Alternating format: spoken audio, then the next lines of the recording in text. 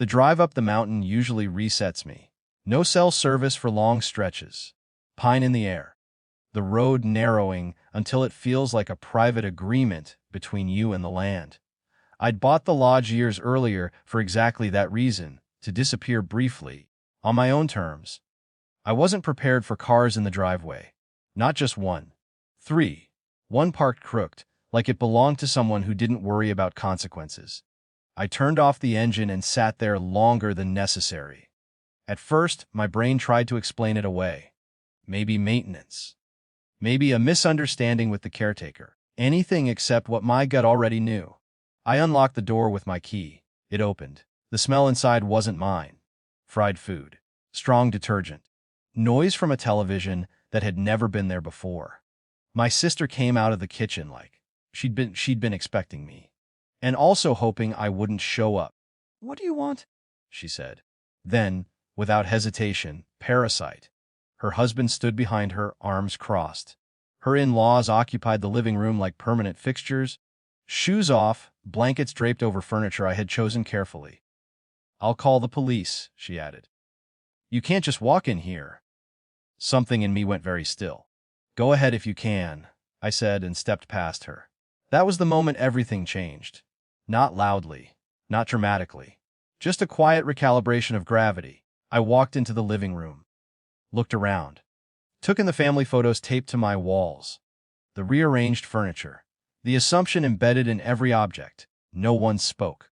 I realized then how used I was to being underestimated. The reliable one. The flexible one. The one who didn't make scenes. My sister had built her certainty on that. She dialed anyway. Loudly. Explained to the dispatcher that an intruder had entered her home.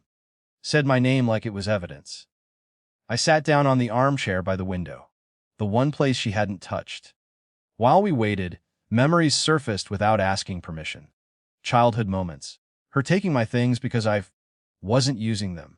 Me letting it go because conflict felt heavier than loss. Patterns mistaken for permission. The police arrived quicker than she expected. 2 officers. Calm. Neutral. Boring in the way authority often is until it isn't. They asked for identification. She gave hers confidently. I gave mine just as easily. Then they asked who owned the property. She laughed. Actually laughed. "We live here," she said. "Ask anyone." They asked for documentation. Her smile faltered. I stood and went to my bag. I'd brought the folder without consciously deciding to. Deeds, tax statements, utility bills, all in my name. All current. The officer barely needed to read past the header. There was a shift you could feel. Like air pressure changing. They addressed me differently after that. Not warmly. Respectfully. My sister's voice dropped an octave. She tried to explain. That we were family. That I'd let them stay. That circumstances had changed. No one raised their voice. No one needed to. The officers explained the situation plainly. Ownership. Trespassing. Timeframes. Options. Her in-laws suddenly found their phones fascinating. Her husband stopped standing so close to her. I felt no rush of victory, just a dull ache where something had finally broken beyond repair. They were given time to gather essentials. Not much. Enough to be humane. Not enough to negotiate. My sister looked at me once, eyes sharp with something between rage and disbelief.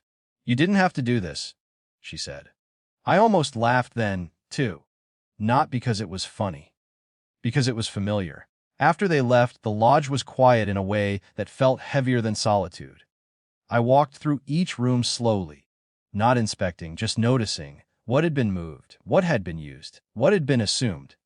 The place was mine again, legally and physically. Emotionally, it was changed. I opened windows. Let cold mountain air move through. Sat on the floor instead of the furniture. I didn't stay long after that. One night only. Enough to remind myself why I'd come. Peace wasn't restored. But something else was. A boundary I should have drawn years ago. Quiet. Firm. Undeniable.